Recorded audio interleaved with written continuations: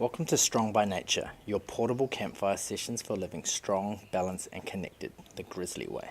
Berlin and I have moved a lot. Different countries, different cities, sometimes by choice, sometimes by circumstance.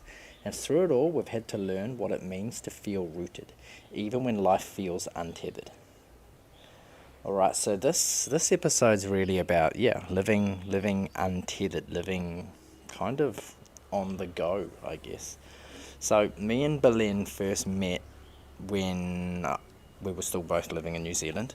So I had come out of a relationship. Actually, we both had. We'd both just come out of relationships. We were both living in New Plymouth, so I'd just moved back to New Plymouth from Taupo. And we met through my auntie, who's from Brazil, who was part of a Latina group, and she put us together because I'd expressed an interest in wanting to do some travel around South America and learning Spanish, and Belen had expressed an interest to her in teaching Spanish. So Belen was supposed to be my Spanish teacher, but that never really sort of happened. The first night we met up, we taught each other swear words in our mother languages, had a couple of beers, and then a relationship quickly formed from there, and I more or less learnt Spanish on my own. So Belen's visa situation came to an end quite suddenly in New Zealand, and there wasn't a way for her to extend it or to go on for sponsorship or even to get partnership. So basically she had to leave the country, and I hadn't really sort of set solid roots in New Plymouth yet. I was still really kind of up in the air with what I wanted to do with my life, so I just thought, fuck it, let's both just leave. We both wanted to carry on the relationship. We didn't want it to end, so the only real option was for us both to just leave and go overseas. And so through a mutual friend, he was telling us about a visa that he was applying for. So he's from England, his partner at the time was from New Zealand, and so they were applying for a visa for Australia, which was a New Zealand citizen partner visa. So if you're in a relationship with a New Zealand citizen, you can prove the relationship, blah blah blah, you can get a 5-year working visa in New Zealand. So we applied for that, but the time frame of, I don't know how many of you are familiar with applying for visas, they don't just happen overnight. They usually take anywhere from 6 to 12 months. So while we were waiting for that, we went to Ecuador. So she couldn't really go anywhere else, and I didn't have anywhere else I needed to be. So she left, and about 2 months later I went over to Ecuador. I lived there with her for 3 months, and then her visa hadn't come through by the agreed date, so I went to Australia by myself and waited there for a few months until she came to Australia as well. So that whole waiting process, I mean, that was my first taste of life outside of New Zealand. Like I'd done a few little holidays and stuff like that, but that was an actual living, being outside of New Zealand, being away from family. So it was my first time really sort of seeing, I moved out of home at a young age, so like I knew how to pay my bills and cook for myself and do all that shit that you need to do living out of home, but it's a completely different beast when you're now learning to do that in another country, another culture, another language. And admittedly, like that first trip to Ecuador, even though it was 3 months, it was more or less kind of just a layover. We were doing some travel around her country together, checking out some different stuff, some stuff that she hadn't seen and some stuff that she really wanted to show me. So that was cool, but we were still very much like those early stages of the relationship, figuring out exactly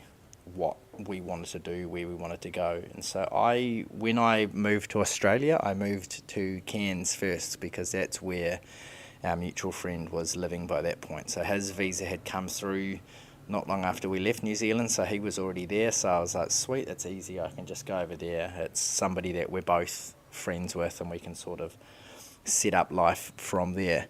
But I quickly learnt living in Cairns that like it was cool. Like you can meet a whole lot of people, but they were more or less passing through. They were more or less backpackers. So it just felt like a tricky place to try and establish ourselves, like to kind of set up life. And so by the time Belen had moved to Australia, she had met some backpackers in Ecuador. I think they were from Canada or maybe the US, but they basically told her about Perth and how, like we should check that out.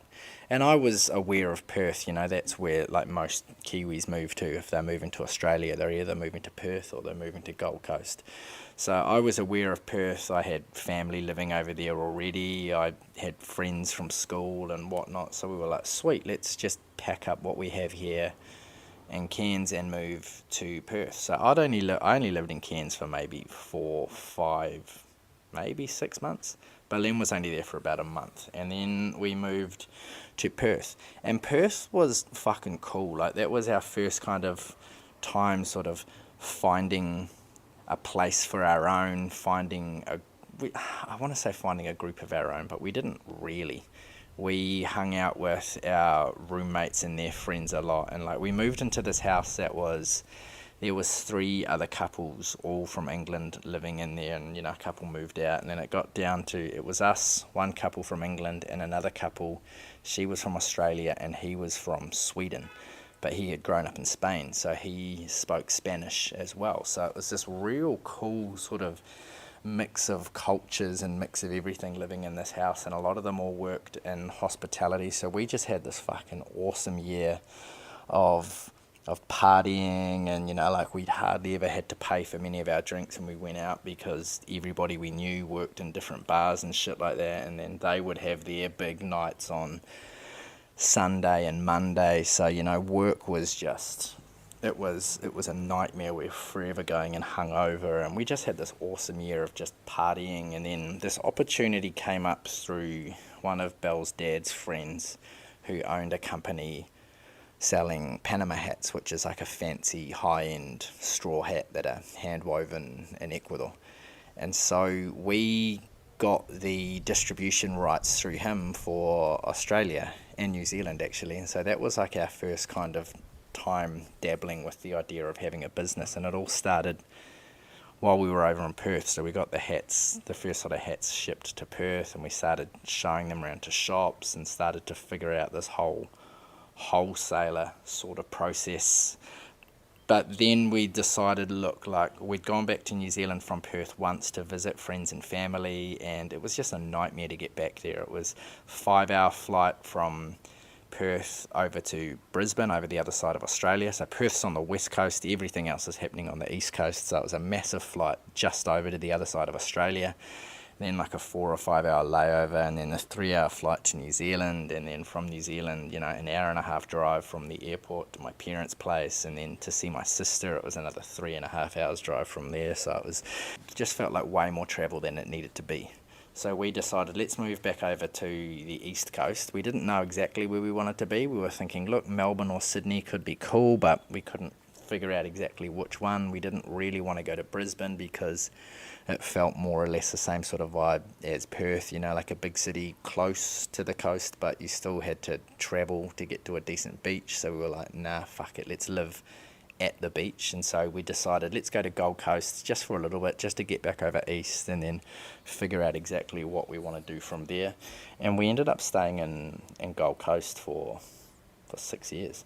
It was a cool time. So when we first moved there, we moved in with just another couple, moved into their place, lived there for a year, and in that time we decided, so we got engaged while we were living in Perth, so then we decided, okay, let's do the wedding. So look, we had 2 weddings because in Ecuador, and I'm assuming a lot of South America, they have 2 weddings anyway. They have one wedding which is like your legal wedding, and then you have another wedding which is your wedding by the church, and they're usually a week or 2 apart.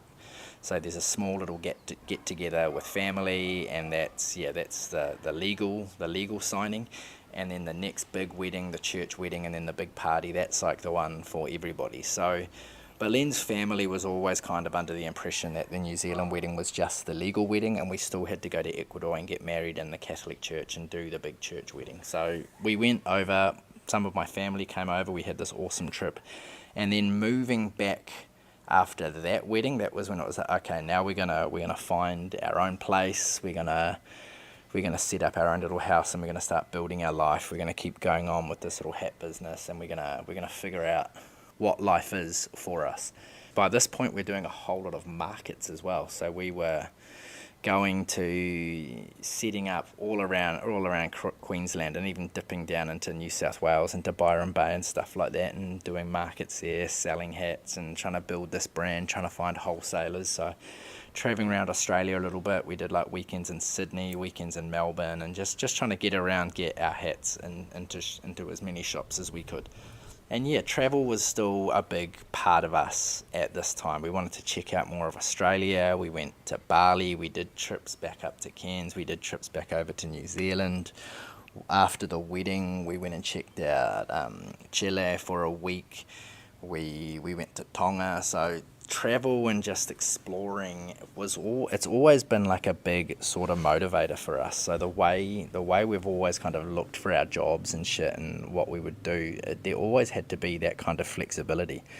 And living in Australia and working in construction was awesome for that, because it was casual employment, like there was nothing stopping me from, if they didn't want me to take time off, just quitting and then just getting rehired, or just jumping straight in with another company again. And at that point you could do that fairly easy. It's probably not quite the same now, but it was quite easy to kind of just jump in and out of casual employment, and especially in commercial construction at that point. So yeah, as things started to go along with the hats, we were talking more and more about this dream that we'd kind of had the whole time we were together. So Belle had always been obsessed with coffee and wanted to have a coffee shop one day, and I'd always loved the idea of making my own furniture and having a space to sell that. So we were always toying with this idea of like having a cafe one day where I build the furniture and we sell it, and then even having a hostel in Ecuador at some point, going back there, setting up a coffee shop. And so early on, while we were in Ecuador, it was like, in Australia, in Gold Coast, it was like, okay, we just need to keep working towards that dream. We need to keep saving money so that we can move back over to Ecuador or New Zealand, and we can set up this coffee shop somewhere. But then the longer we spent in Australia, the more we realised that, look, we're banking up time here, and time is everything when it comes to getting citizenship in a country. And Belen needed the citizenship. I didn't, like the New Zealand passport is easy enough to travel on, but the Ecuador not so much. So we needed to get her citizenship that side of the world. And the idea kept floating of coffee shops, and then it got to a point where Belle just said one day, like, fuck it, like I want to buy a coffee shop. Let's find out how much of a deposit we need, what the bank will let us do, how much coffee shops cost. And so she just went down this rabbit hole, and she was finding all of the fucking eBay for business type sites, and she was finding all of these shops for sale. And then one of our friends decided he really liked the idea of that as well. So then it became this conversation with us and this other couple, like, shit, okay, let's go in together and buy a coffee shop, because we were struggling to get finance through the bank, because we didn't really, even though we'd been living there for so long, we didn't really have much of a credit rating in Australia. And so the bank was a little bit fucking dubious about lending us any money. But our friend Harvey, he owned a property, I can't remember if it's a house or it's an apartment, what it is, but anyway, he owns property in Chile. So the bank in Chile would lend him the money we needed to buy a business. So yeah, we bought a coffee shop. Firstly though, like, we were all signed on with a small coffee shop, and we had our hats in another coffee shop that was closer to where we lived. So we just rented wall space, and we just had our hats on display in a shop nearby, and we were more or less on the line, signed everything with this other coffee shop. And then as things start getting closer to, doing the whole transfer and everything, the owner started getting real weird and just making these comments like, hey, look, like, the council isn't going to sign us off on this unless we do $5,000 worth of repairs. It's this thing, and this thing. And I was like, hey, look, these were all conversations through a lawyer. I was like, hey, look, like, I'm actually, like, I'm a qualified carpenter, like, I can do all these repairs and save us all some money. And then she turns in and says, actually, it's $15,000 worth of repairs, blah, blah, blah, and it has to be this, has to be that. And then our lawyer says, look, it sounds like she's got another offer, and she's trying to get you guys to break the contract but she's doing it in a way where you guys won't lose your deposit. So he said, look, basically, like this is our window to get out. And we were like, fuck, okay, so back to the drawing board. But that same day, we get a message from the people who have the coffee shop where we're leasing the wool for the hats, and they say, hey, look, we know that you guys are buying a coffee shop. We actually want to sell ours. Do you want to buy ours as well? And we said, hey, look, funny you say that, like the deal actually has folded, so we're in a position to buy. So they were selling theirs for half the price. They didn't have the clientele or the name or nothing like that yet. It was more an experiment for them that didn't really work. So we were like, sweet, let's just buy this one, and then we've got the rest of the money as cash flow while we get started. So we went for a smaller, less recognized coffee shop, but it turned into the best thing ever. And that was when we went like fucking fully fledged, okay, now we are entrepreneurs, now we work for ourselves. We both quit our jobs. Belen had years and years worth of coffee experience by this point. So yeah, we just dove straight in. I did any of the works we needed to build stuff and get all that side of it going. Belen was teaching us all how to make coffee. Our business partners both came from like visual merchandising and retail sort of backgrounds. So while the cafe, we had a massive space, and while it was small, we were like, sweet, let's just get other brands in and we'll just sell stuff on consignment. And that whole process, I mean, it was a nightmare at first because every week they were asking me to put a shelf somewhere else as they had this new idea. So I was constantly fucking drilling new brackets into these concrete block walls and moving shit around. But to begin with, especially while we had to get everything over the line with food licenses and everything with the council, because they viewed us as more of a retail space, it was a lot easier to sort of get all of that shit over the line. But as time went on and we started getting busier and busier, the shelves started coming off of the walls. We started having less products on the walls and more tables were being built and more stuff was going in. And then they decided that it wasn't for them and they wanted out. So we went our separate ways. Stayed really good friends with him. He ended up working for us about a year later, just coming in and just working part-time at the coffee shop. So they pulled out of the business, and then COVID hit. So we were on our own in a country where I was close enough, but like a country where we were both essentially, foreigners, both immigrants, and the whole world was closing, and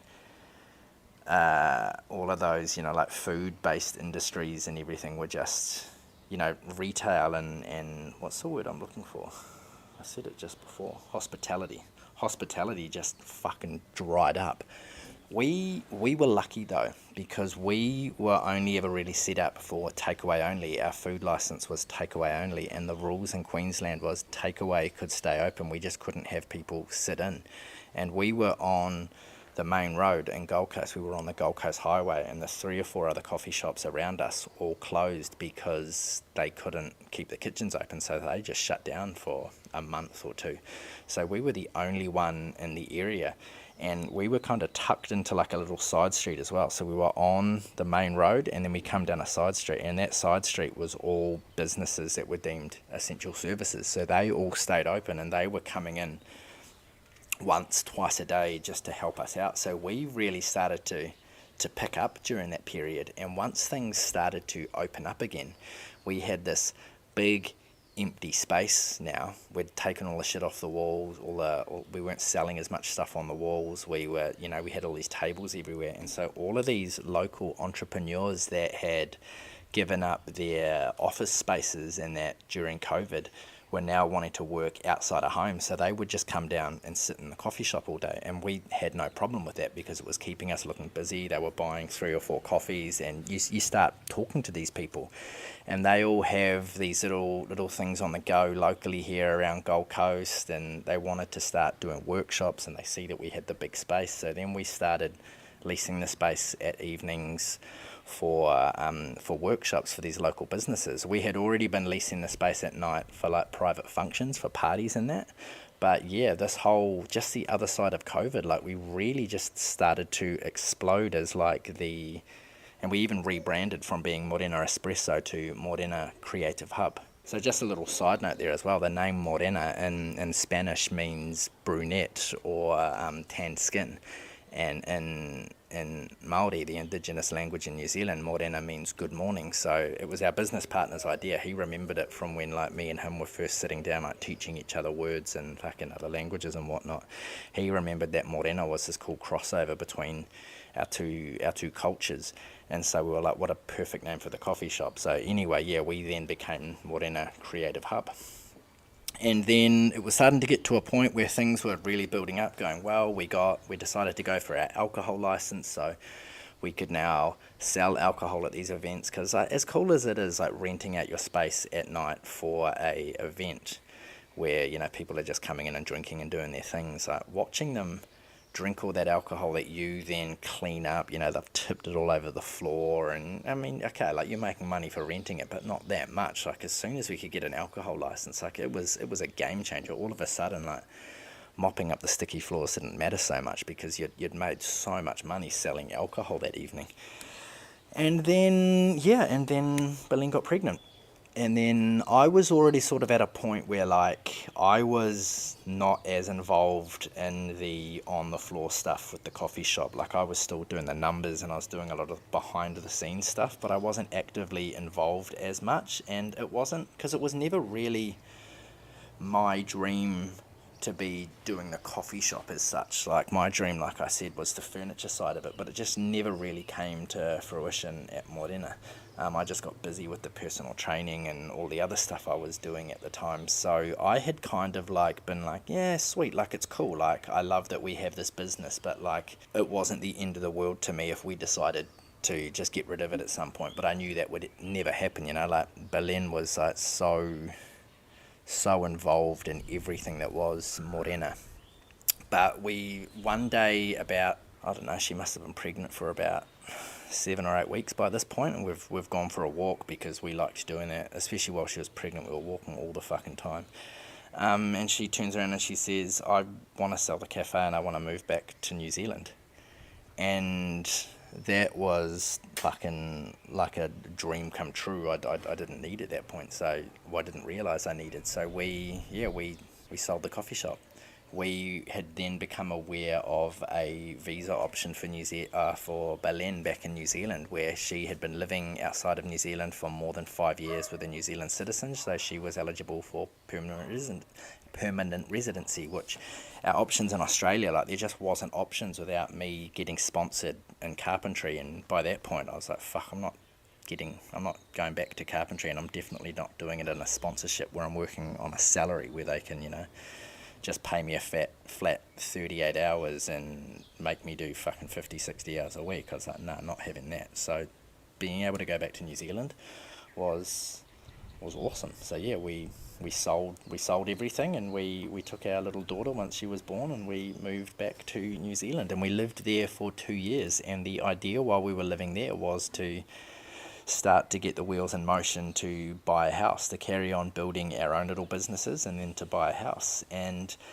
buying a house is tricky when you're both self-employed. So I was like, sweet, I'll jump back into full-time work, and then we've got something real easy to show the bank. So I didn't want to do anything too demanding. Like I wasn't too stressed about what I was earning at that point. Like we'd kind of become already like quite fluid with our lifestyle and the way we think with all of that stuff anyway. So I got a job doing, and I actually didn't realise that I'd applied for this job. Like we were thinking about building like a tiny house or building a small cabin. So a job came up that I thought was advertising coach building camper vans. So I was like, sweet, I'll apply for that. And as the application process went on, as I started doing interviews, I realised I was being hired to do quality control. So I wasn't actually building anything. I was just telling people that they hadn't done a good job and that they needed to do it better. So I was like, fuck, even better. So the money wasn't great, but like I was going to the same place every day. Like it wasn't physically demanding, and so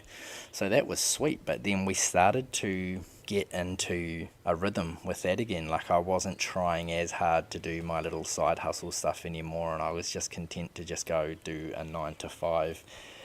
And then Belle's dad was diagnosed with cancer, so he was in New Zealand at the time visiting us. So that was at the start of this year, 2025. So we found out in January. He was back on a plane to Ecuador. Belen's mum and dad back on a plane to Ecuador a few weeks later.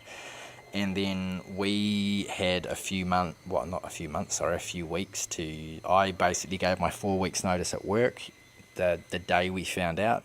We booked our flights and we sold a whole lot of our stuff, and we packed a whole lot of other stuff up into my mum's garage, and we moved over to Ecuador to help support the family through this time. He has unfortunately since passed. He had a very aggressive form of, well, it's all aggressive pancreas cancer. So yeah, it got him in a couple of months, which was, to be honest, like, we're relieved that it was a fast process for him, because it's horrible to watch somebody go through that. But now we're here and we're going to stay. We decided when we left New Zealand we were coming for at least a year, because depending on what happened we would still have to stay and help Belen's mum get settled, which is kind of the process that we're at now. So we started out in Guayaquil, which is a big, noisy, messy, fucking dangerous city, and once her dad passed and we kind of realised we didn't need to be there anymore, we've all moved here over to Manta, which is, it's right on the coast, the beach is right there, there's forests nearby, it's just a slower rhythm. We're finding that balance again. Yeah, that took a lot longer than I thought it was going to get all that information out, but that's kind of like us moving around a whole lot. We now know that we have that ability to sort of bounce around, especially now that we've got these little online things that are, you know, bringing in some money, and we're living out of that now. Like, we don't have to be settled in any particular place. Like, yeah, it has its drawbacks, but like at the moment, like it's a really good way to be, you know. Like, when you live like this, you can't have as much stuff, so that mental clutter that comes with having a house full of shit and you don't even know what it is, like that's not a reality for us. And it's as well, like, we're learning to find other ways to be able to just sort of reconnect with what's important. Like, hence why we have the garden, why we're trying to spend more time at the beach, and any time we find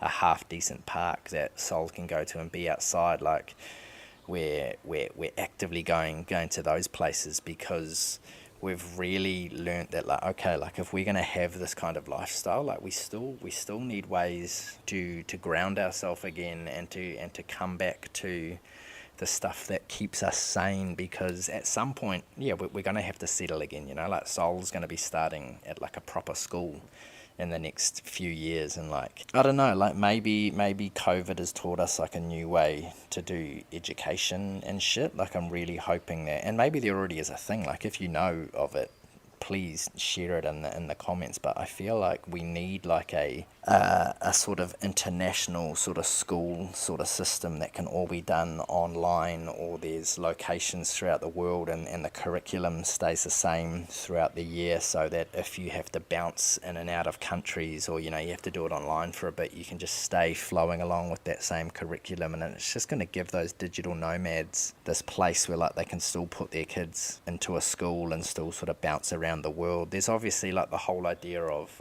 homeschooling as well, which, like, to be fair, like, I'm not the biggest fan of the education system in general. Like, I feel like there's a whole lot of time wasted during the day at school learning shit that doesn't fucking matter. So, like, you could homeschool your kid and teach them all the important stuff in a few hours during the day, and the rest of the time you could just be doing other shit, you know, like learning other important shit that kids need growing up that they don't get through school. But homeschooling then becomes more or less a full-time gig for one of us. So if we can get to a point where I don't need to be spending as much time actively in my business, and Belen is, like, you know, earning a decent wicket just on with hers, then I can step right back and, you know, just sort of do her education for a while, at least for those early years.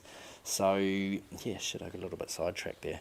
But yeah, like, I mean, like, another dream for us is to be able to base ourselves in Europe. Mostly we're thinking like Italy for like 3 to 6 months at some point. Like, we've got all these dreams to just be able to just go around and just be set up in these random places and learn these different things and experience these different cultures. But there's the whole soul's education, and there's still being close to family and the other things that we need that, like I don't think we'd ever move over there permanently, but just being able to go to these other places and live and experience these different things, I think is going to be so beneficial for soul during her upbringing, and just important for us as well. Like and Belle's the same, like we just hate the idea of just staying somewhere for too long. Like there's so much shit out there to experience, and that's like a big motivator for why we choose to live the sort of lifestyle that we live. And again, like I'm not saying like this is the way everybody should be living, like this is what works for us, and it's very much like a sort of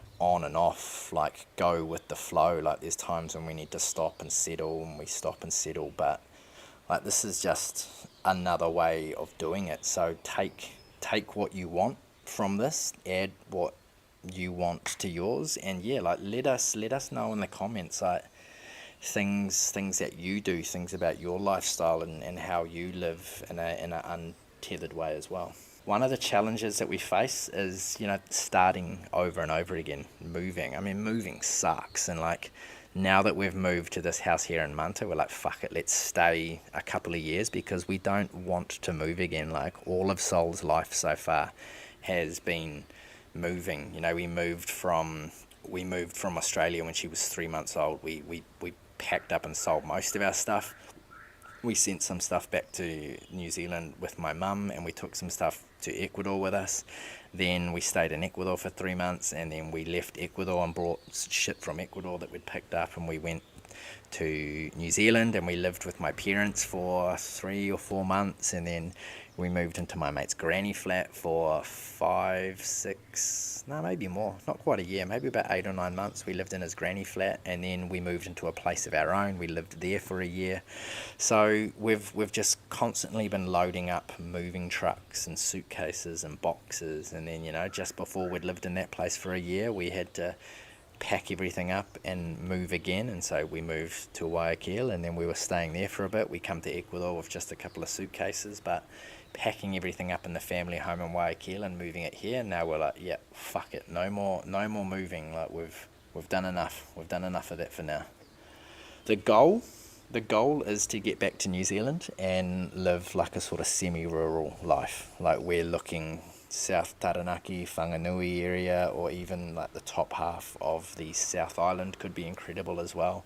But getting back into New Zealand, living semi-rural, like we as well, like you look at the prices people are paying for houses to live in cities now, and we're like, why the fuck would we lock ourselves into a 30-year mortgage to live a lifestyle that like we don't really want to live? Like we don't want to be full farmers. Like I would gladly have a setup similar to like what my brother's got now. Like he's got an acre and a quarter, so I think that's half a hectare more or less. It's not massive, but like he's surrounded by other farms, and so like for us, like that's perfect. Like we don't want a big piece of land that we have to maintain, but we just don't want fucking neighbours breathing down our neck, like there's nothing worse than fucking hearing your neighbour in the shower. Like I'm not into that. Like I want space to breathe. I want to be able to go out and at night and just fucking stand there naked and not feel like anybody can fucking see me because the next house is 200 meters away. He's obviously wanting bigger, and he's wanting to expand, so they're going to sell, they're going to go down south. Another reason why we want to get down that way, be close to them, but like we don't want that full commitment like they have with the farm and like growing fruit and veggies. Yeah, sick, like we can do that, but the commitment of animals for us as well, like as much as it would be cool to have some pets, like I don't see it happening anytime soon because we wouldn't be able to move around as easily as we do. Another reason why we just have the one kid, like we're not having more than Sol. I've already had a vasectomy, so like job done, no more kids. Because we want to be able to travel, and it's expensive to travel, and you start adding more kids into the mix and it's even more expensive, right? And I mean, I get over the comments and people say things like, oh, but is that not selfish just having one kid? Like what about people to play with? She's got so many fucking cousins. Like she's such a chill kid. She makes mates so easily, and like for us, the kind of lifestyle that we want to live, it would be selfish to have more kids, right? By having just one kid, like, she can experience so much more than she would be able to as if we had to pay for a couple of brothers and sisters as well. Like, we can go and stay in nicer places, we can go and see more countries, we can travel for longer periods of time because it's not as expensive with one kid. So each to their own. Like, I'm not saying it's the best way for everybody, I'm just saying that's the best way for us, and that's what this whole thing is about. Like, I don't want this to come across as me saying this is how you should live. I'm just saying this is how we find balance. Can you do similar things? Yeah. So yeah, like, our lifestyle brings a lot of freedom, but it does bring those challenges. Like, everybody's life has challenges, and so, like, for us as well, like, it's also that whole, like, better the devil you know, right? Like, we know the challenges of living this kind of lifestyle, about, bouncing around and being sort of semi disconnected from everything. Like, we know the challenges, and we can kind of roll with that now. Like, it's so much easier to just carry on doing that than to try and fucking mix things up and try and jam what we love and what we want to do into some of the mold that's just not gonna fix. We've learnt a lot about resilience, about adaptability, about money making along the way. Like, it's tricky for me at the moment to make any kind of, like, brick and mortar business style money. Like, I'm picking up the odd client, I'm picking up the odd little bit of carpentry work that I can do, but it's still like, I've got to build a name here. So that's the tricky thing for me. Like, thank God, like, Belen's got this steady flow of clients with her business at the moment as well, because that's really sort of keeping us going, and we've inherited her dad's business, which her and her mum are keeping going. So, like, the money's coming in, but yeah, it is tricky for me at the moment, feeling like there's not a whole lot I can do sort of in person until that builds up. Hence why I'm going so crazy with the content again, right? Like, I've got this going, I've got the YouTube channel, and I've got Instagram and shit going as well. So I have actually gone way further away from where I was originally planning. So what I actually might do is I might cut this one here, and I will save the rest of the stuff I wanted to talk about for another episode. So this episode, yeah, really has kind of just been a lot more about what's kind of got us to where we are now, a few of the things we've done, a few of the lessons that we've learnt. But yeah, there's a whole another episode here which I might leave for season 2. So stay strong, stay balanced, stay connected.